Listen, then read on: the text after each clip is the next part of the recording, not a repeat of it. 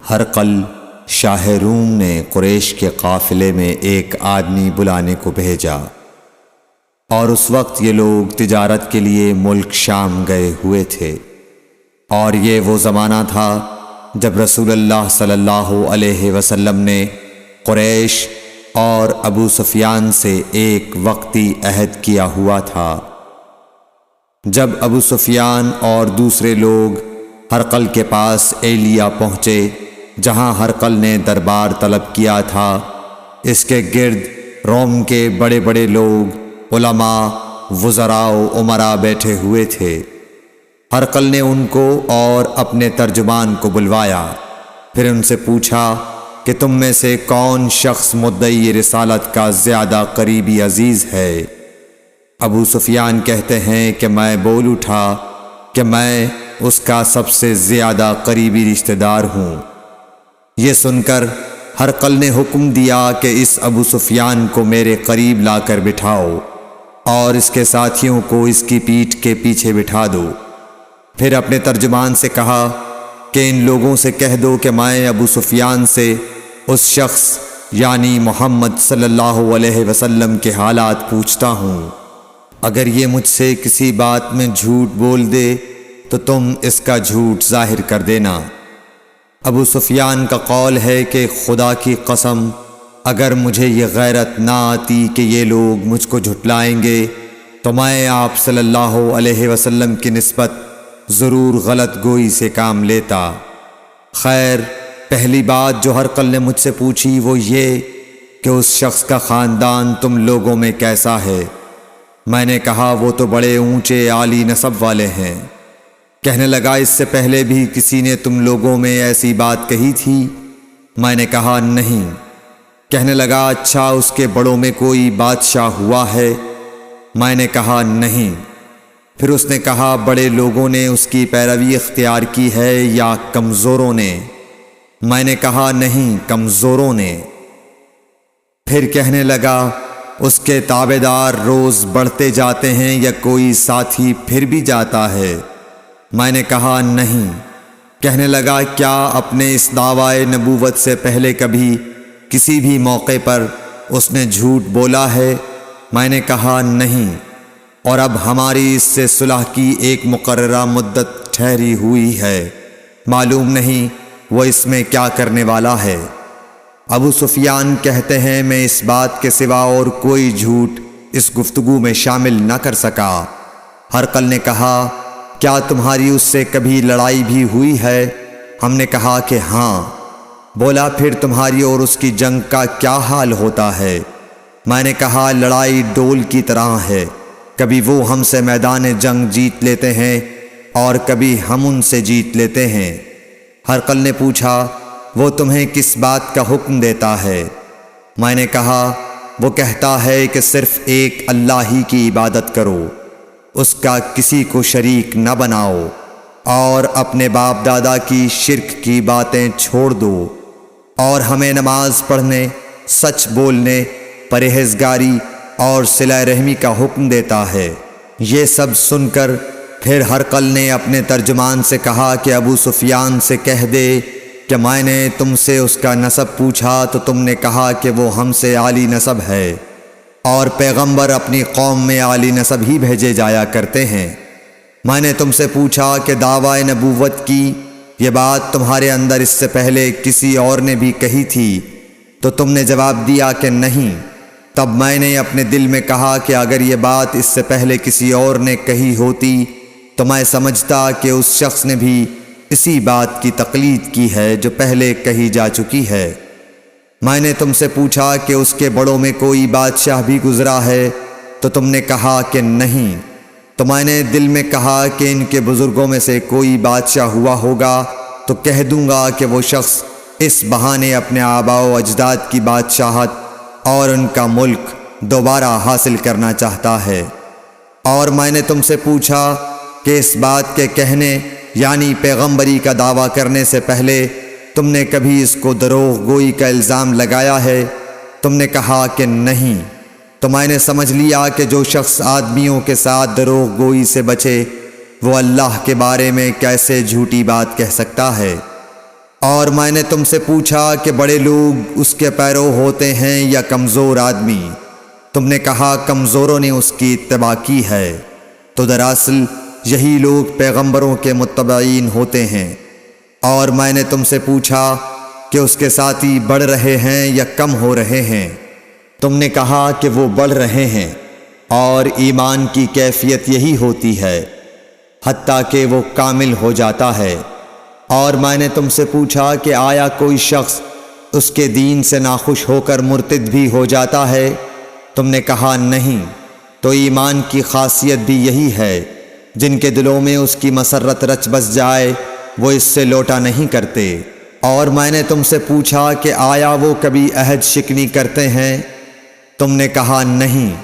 پیغمبروں کا یہی حال ہوتا ہے، وہ عہد کی خلاف ورزی نہیں کرتے۔ اور میں نے تم سے کہا کہ وہ تم سے کس چیز کے لیے کہتے ہیں؟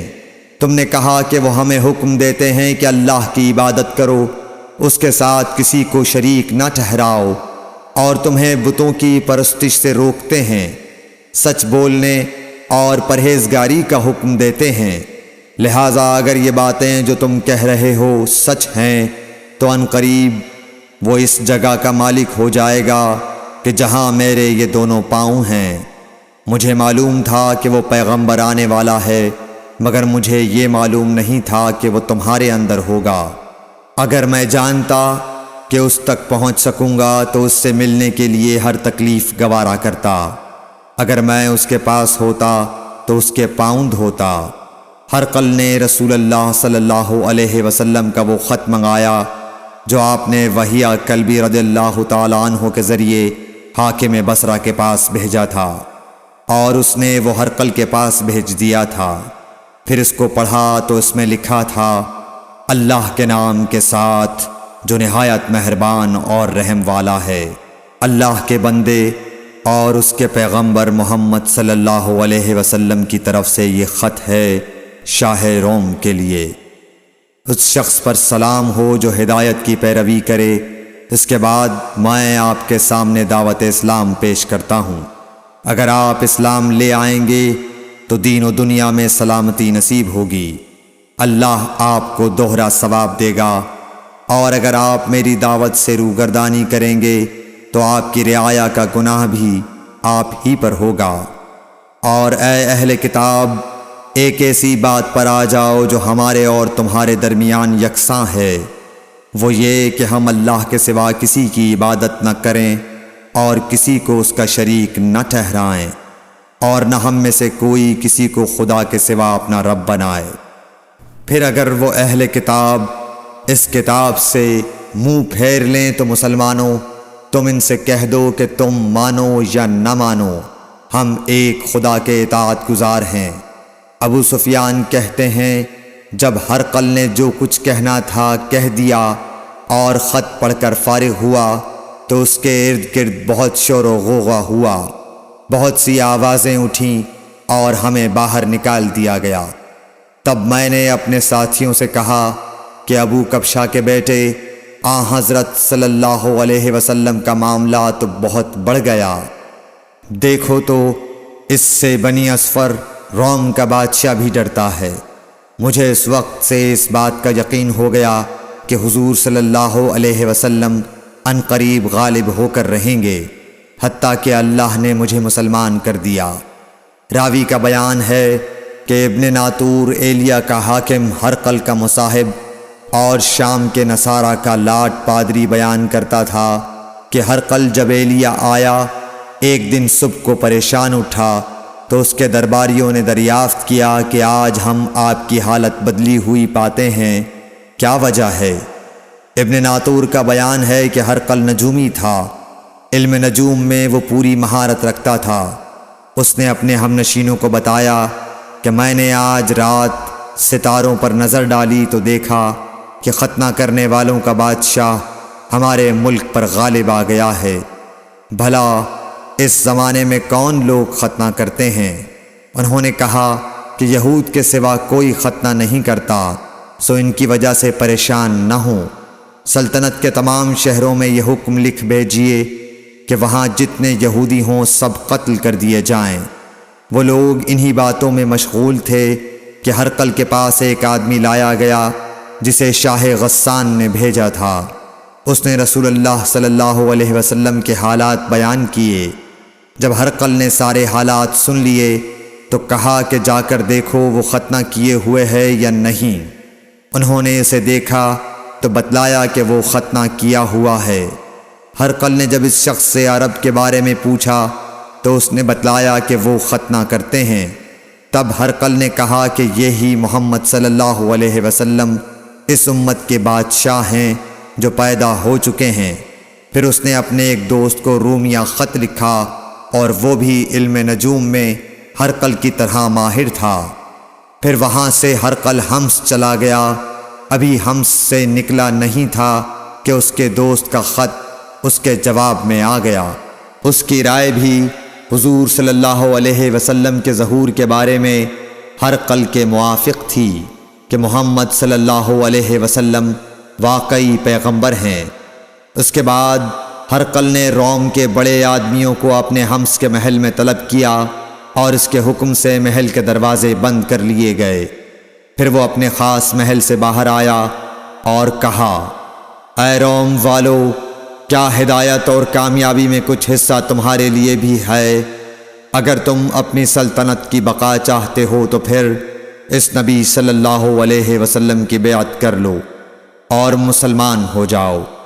یہ سننا تھا کہ پھر لوگ وحشی گدھوں کی طرح دروازوں کی طرف دوڑے مگر انہیں بند پایا۔ آخر جب ہرقل نے اس بات سے ان کی یہ نفرت دیکھی اور ان کے ایمان لانے سے مایوس ہو گیا تو کہنے لگا کہ ان لوگوں کو میرے پاس لاؤ۔ جب وہ دوبارہ آئے تو اس نے کہا، میں نے جو بات کہی تھی اس سے تمہاری دینی پختگی کی آزمائش مقصود تھی، سو وہ میں نے دیکھ لی۔ تب یہ بات سن کر وہ سب کے سب اس کے سامنے سجدے میں گر پڑے اور اس سے خوش ہو گئے۔ بالآخر ہرقل کی آخری حالت یہی رہی۔ صحیح بخاری حدیث نمبر 7۔